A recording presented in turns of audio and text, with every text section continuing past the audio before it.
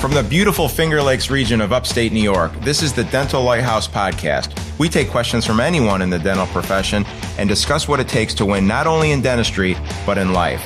Business, leadership, relationships, parenting, health and wellness, money management, nothing is off limits on the Dental Lighthouse Podcast. I'm Jason Tenori, your host, and have over 20 years of experience to pull from. Learn from my mistakes and let me help you collapse time so you can become the best version of yourself.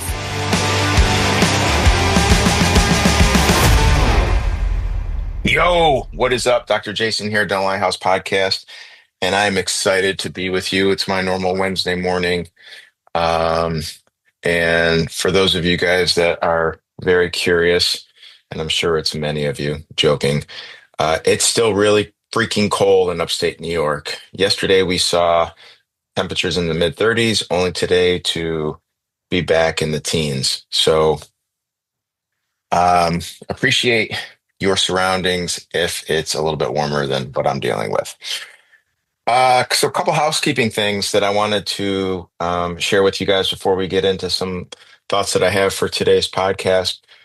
One is we are officially rolling out the servant leadership course again, back by popular demand. Is that what they say? Is that what the kids say? Back by popular demand. For those of you guys that are new to the podcast or haven't been exposed to the servant leadership course, it's 8 weeks. We typically meet on Friday via Zoom.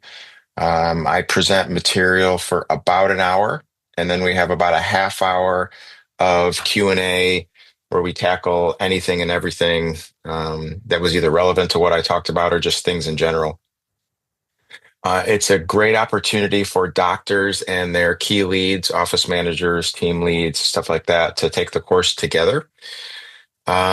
We have a private Facebook group where we'll have constant conversations about the material throughout the week. What am I missing? It's the exact material that I use in my own organization to grow leaders. So if someone's going to be put into a leadership position, this is the training manual. This is the LMS. This is what we use.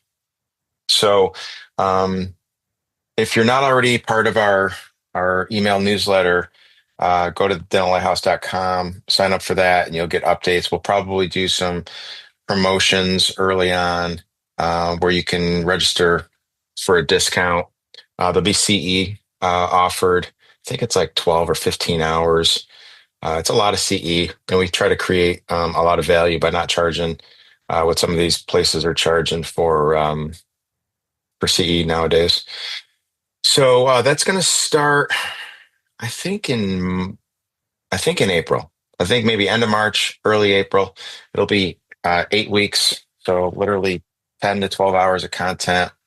It's like drinking from a fire hose. We're going to talk about everything from big picture stuff like vision, core values, and then we get real granular with like how to run team meetings, how to do one-on-ones. We talk about are you overstaffed? Are you understaffed? What are the roles and responsibilities of each person at your front desk, your dental assistants, all this stuff. And then usually the last 3 sessions get really, really deep into the 8 servant leadership principles of agape love. And not only talking about them from the 30,000 foot view, but more importantly, talking about them from a very granular perspective, which is what we're actually going to do today. Going to get really, really granular on one specific servant leadership agape love principle, and that's what I'd like to talk to you about on today's podcast. So let me see if there's any other housekeeping issues here. I'm like looking around my desk like I wrote down a list, but I didn't. I just kind of have them fluctuating in my head. Speaking of the newsletter, I've gotten some really, really good feedback on some of the things that I've written about over the last couple of weeks. So if you're not exposed to that content, you can certainly sign up for the newsletter, going to thedentallighthouse.com. We also have a public Facebook page, the Dental Lighthouse, where I share some of that content there.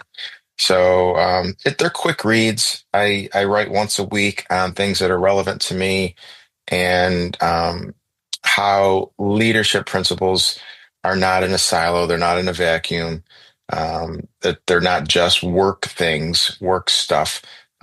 If anything, they resonate more with our spouses, our kids, any type of teams that we're coaching, and friends and family. So I've really enjoyed trying to extrapolate leadership principles and philosophies that I live by, and taking it out of the context of work and how relevant it is for everything in your life, not just your professional lane. So check that out. So as far as today, we talk about it from a high level and we get super granular. Like I mentioned in the servant leadership course, the last usually three, maybe 3.5 sessions, we talk about the specifics of agape love. And by agape love, we don't mean, love like goosebumps and flowers and hot tubs and chocolates. That's the feeling of love, right? We're talking about the behavior of love, the choice to love. So, kind of wrapped up in what Vince Lombardi was once quoted as saying, I don't necessarily have to like my players and coaches, but I need to love them. Just like you may not like your hygienist, you may not like your daughter because of a phase that she's going through, and that's okay, right? But you have to love them. You have to choose to love them. So when we say you have to love them, what do we really mean, right? Love is an ambiguous word. What do we really mean by that? Well, many, many thousands of years ago, Jesus broke down, actually, Paul broke it down from inspiration of the Holy Spirit from Jesus in Corinthians about what love is. And he basically broke it down into 8 specific principles. And in the servant leadership course, we take a really, really deep dive on all 8. One of those 8 is kindness. And I'm not even going to have time to take a deep dive just on kindness. I'm going to talk about a particular part of kindness. But kindness is defined as to show sincere and specific appreciation and praise for. And there's lots of different ways to do that. And we unpack all of that stuff in the course. The number one way you can show appreciation, sincere and specific appreciation and praise is through empathetic listening. And there's a lot that goes to empathetic listening. But today, what I want to talk about is Patrick Lencioni's book, the Truth About Employee Engagement, and the 3 components of that book, and how I've decided to roll in those concepts into the servant leadership principle of kindness.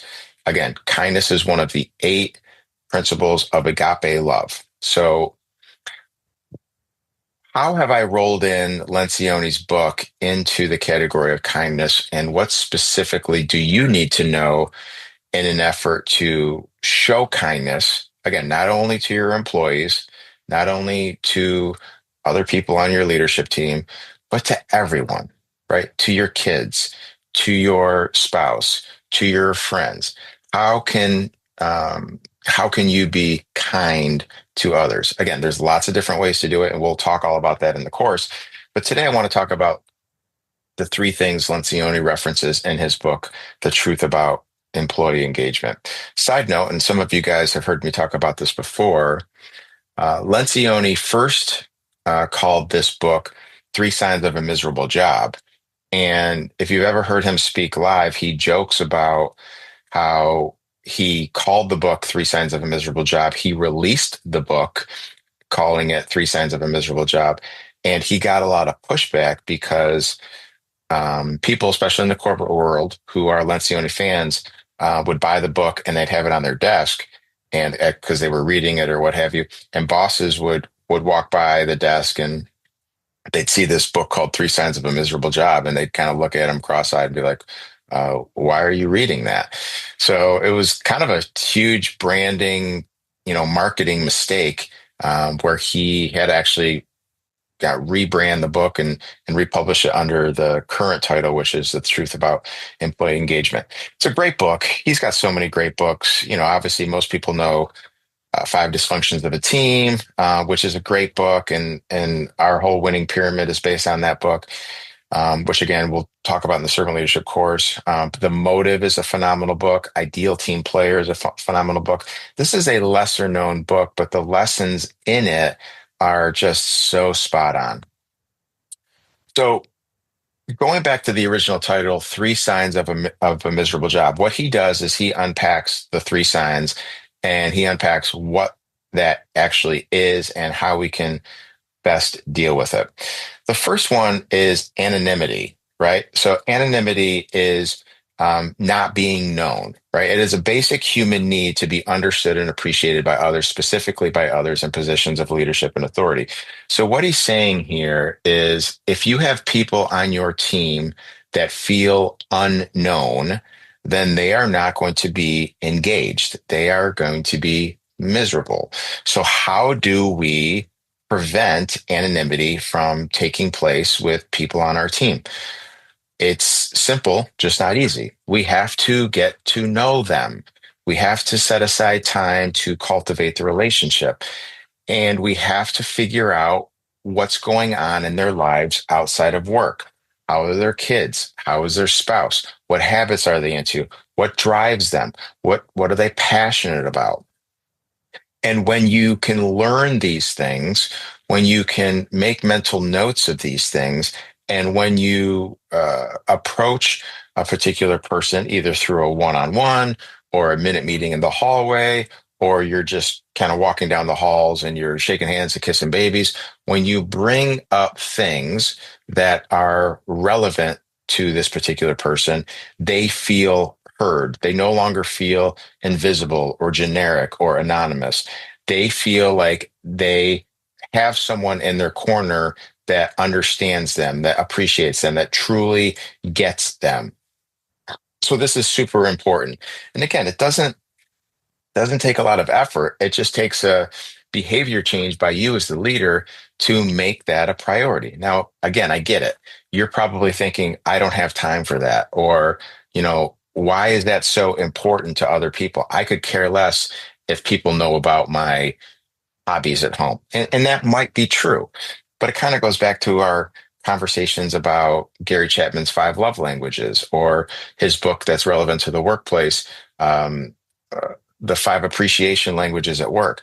Just because you don't speak that language doesn't mean that the person that you're talking to doesn't speak that language. Again, if my love language is words of affirmation, and my wife's love language is acts of service. I could praise my wife all day long with words of affirmation. And I have a history of doing that because that's my love language. I'm speaking my language. But if she doesn't understand my language or she doesn't appreciate my language, then what am I doing? Like, I can't be forcing my love language on her. So, if I really want to connect with her, if I really want to express my love to her, then I need to speak in her love language, which is acts of service. So, again, that means helping her with the dishes, helping her with the cooking, helping her with the laundry. When I do that, she feels loved. So that's kind of what we're talking about here. So the first one from Lencioni is anonymity. Please, please, please make sure that your teams don't feel anonymous. Another quick point before we go on to the second truth about employee engagement is if you don't have time to get to know people on your team, then I would argue that your team's too big. You either don't prioritize it or your team's too big. And as we've talked about before, team size really matters. It's impossible to develop relationships. It's impossible to hold people accountable. It's impossible to train. It's impossible to grow people when you're responsible for 12, 15, 20 people, right? Ideal team sizes are 6 to 10. 8 is the sweet spot. Okay. Anything really north of 8, it gets difficult to manage, especially if you're a full-time clinician. So when you ask your lead assistant, who's at the chair 35 hours a week, to also be the assistant lead and grow 8 other assistants and keep them accountable and what have you, that's a very, very difficult job. And you're probably setting her up for failure. So, um, that's the first one. The second one is what he calls irrelevance.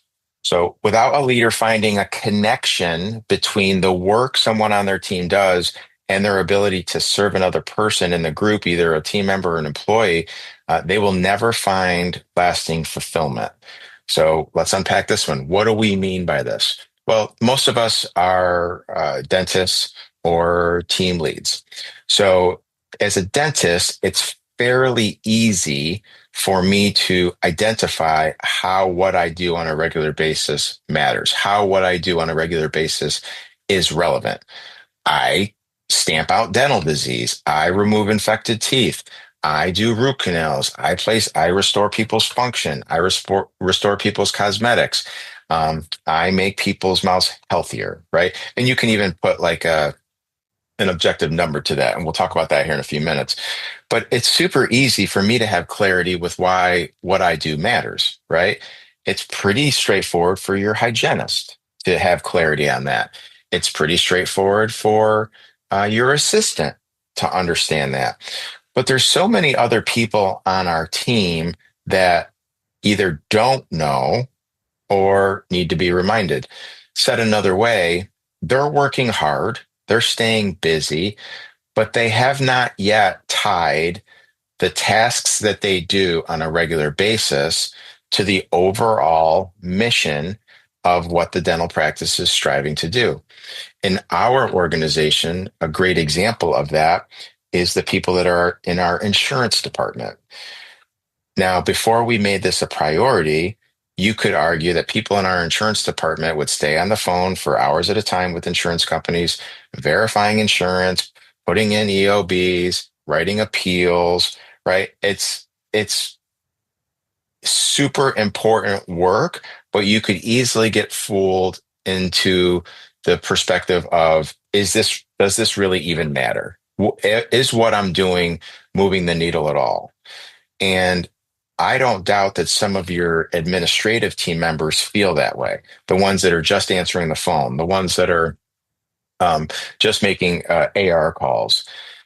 You, as the leader, as the owner, founder, dentist, or team lead, office manager, you need to be able to connect what someone is doing on a regular basis to how it ultimately impacts the vision, the purpose, the mission of the organization.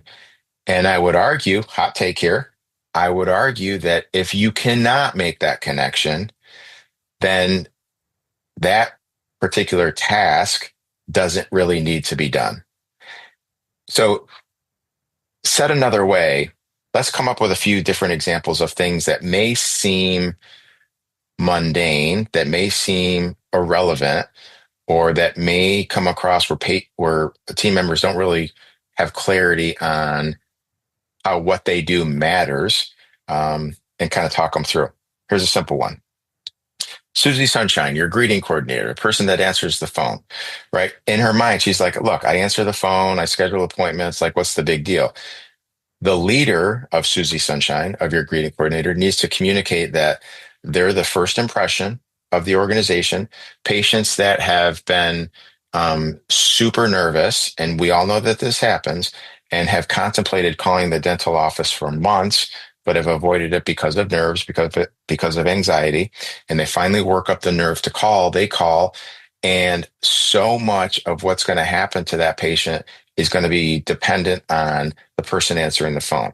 So if the person answering the phone has a big smile from ear to ear, they're super empathetic, they're a great active listener, they're edifying the rest of the team, they're not being accusatory about someone's dental history.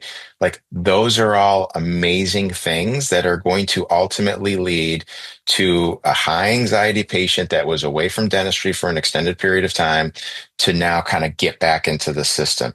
That's a huge deal. You could certainly make the argument that that particular task, that particular responsibility is even more important than what the dentist is doing, and then what the hygienist is doing, than what the assistant's doing. Because it doesn't take, Einstein to figure out that if you have someone at the front desk that is not empathetic, that is not an active listener, that is very condescending, that makes people feel like shit, and that patient doesn't schedule, eventually there's going to be nobody in the chair for the dentist, the hygienist, and the assistant to work on. So if we had to talk about like a cycle or a funnel here, it doesn't start with the dentist in the chair. It starts with the Susie Sunshine, the greeting coordinator, getting that patient into the chair. So there's so many examples in your office with the cleaning lady.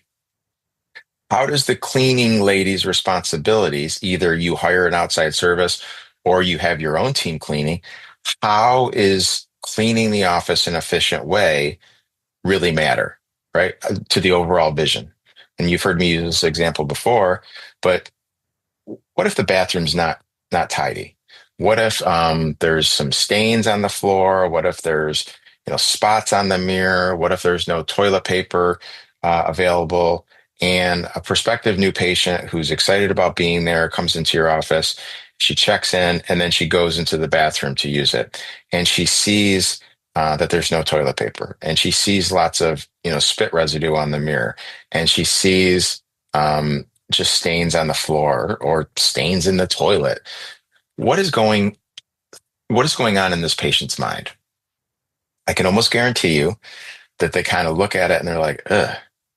And in their mind, and this could be as far away from the from the reality of the truth as possible, but in their mind, they're thinking to themselves, this bathroom is a mess. I wonder if the treatment rooms are clean. I wonder how their sterilization practices are. I wonder if they're up to the latest tech on how to disinfect and clean rooms and instruments and what have you. So this is what happens, right? So you can take that reality and make sure that you're tying it back to how important it is for that particular person to clean the office well. Again, either your staff or a cleaning service.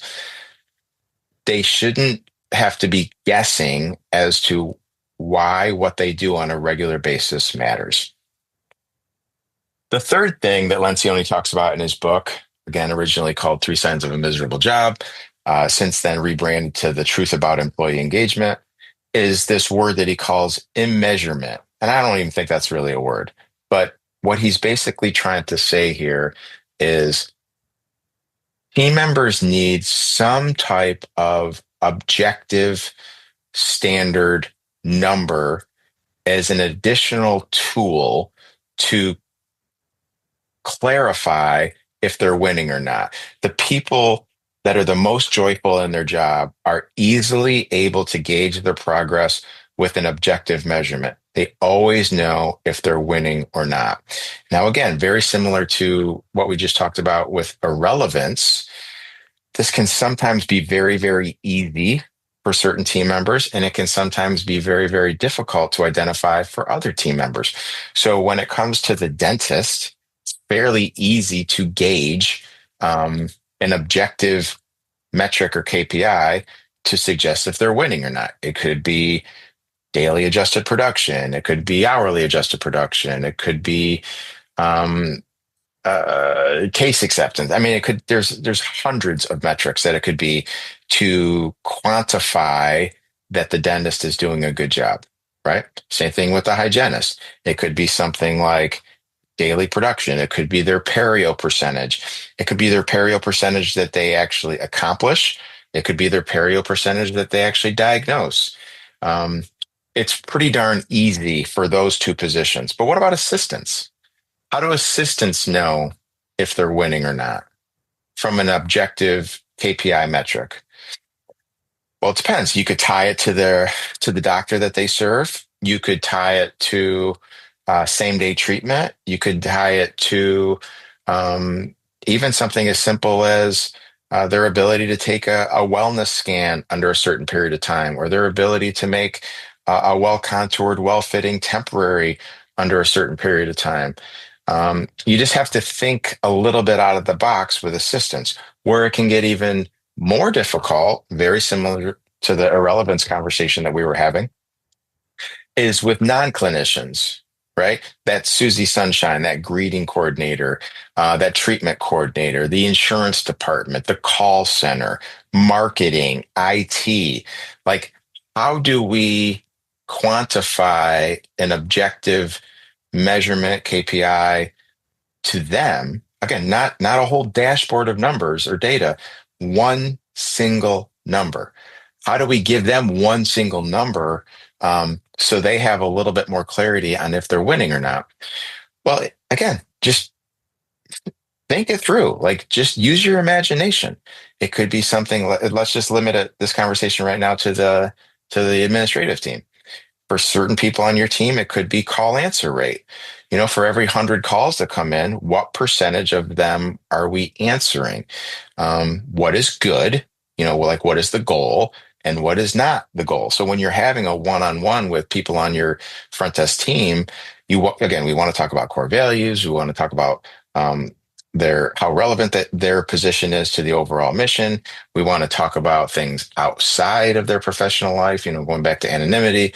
But we also want to say, and this is the metric that we've chosen for you, call answer rate, and the call answer rate is 40%, right? That's not good, right? So let's have a conversation about, why is it 40%? Is it because that person's not prioritizing things properly? Is it because they're underwater and they're overwhelmed? Is it there's so many different reasons. So come up with a metric and use that one single metric as a gauge to help quantify if this person is winning or not. For the TC, it could be case acceptance. It could be how much dentistry is scheduled in the doctor's appointments over the next month. It could be anything like that. For the insurance department, it could be outstanding claims. It could be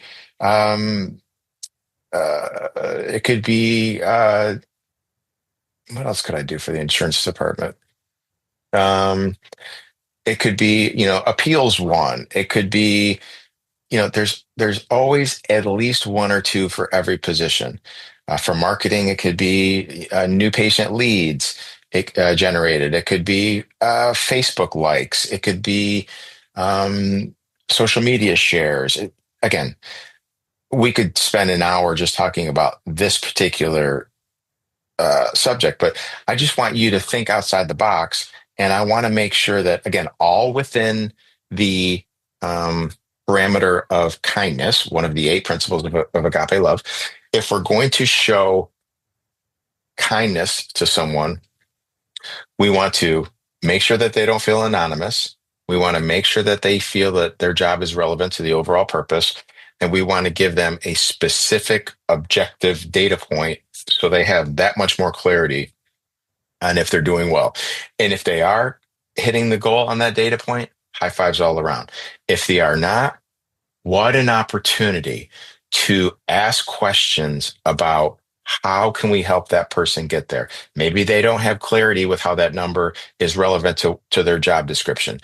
Maybe they don't have an understanding or the right training on how to increase that number. Like, you don't know these things unless you ask questions. So that's it, guys. Again, just we talk about things a lot from a 30,000 foot view, and then we talk about things a lot from like a in your face, granular tactical perspective. I hope that today's musing was you felt like it was more of the later. Again, 30,000 foot views are very, very important, but I don't want to be someone that just kind of gives you these vague concepts and then kind of leaves you hanging. So hopefully today I did my job of, okay, kindness is a servant leadership principle that's at 30,000 foot view. But what specifically can you do to express kindness to a team member? And I'll let you guys in on a little secret. And those of you guys that have taken my servant leadership course know this. Those three things that I just talked about are just a fraction of the things that you can do to exhibit kindness to your team. So now I'm going to unpack all of that stuff at a much deeper level and a much more extensive level. The end of March, early April, whenever we're planning on starting. So if you're interested in that information, again, and you're not part of our newsletter, go to thedentallighthouse.com, sign up for the newsletter so you can stay up to date on that. If you have a question for me, you want to get on the podcast, or you want to shoot me a text or an email and just ask a question. My contact information, my personal cell phone is on the website, thedentallighthouse.com. feel free to reach out and just ask away. Love you guys. Hope you have an amazing day. Thank you. That wraps up another episode of the Dental Lighthouse podcast. You have a choice today. Choose to be a lighthouse. Lighthouses are powerful and steadfast. They are beacons of light for others to reference when life gets turbulent. Go out into the world today and become a lighthouse for someone. Give more than you get. True joy comes from serving others. Start today. I'm Jason Tenori, your host. Thank you for listening to the Dental Lighthouse podcast. For more information, podcast show notes, or links to anything that we have discussed today, please check out our website, thedentallighthouse.com. We would love to hear from you. If you would like to get on the show, please email us at podcast@thedentallighthouse.com.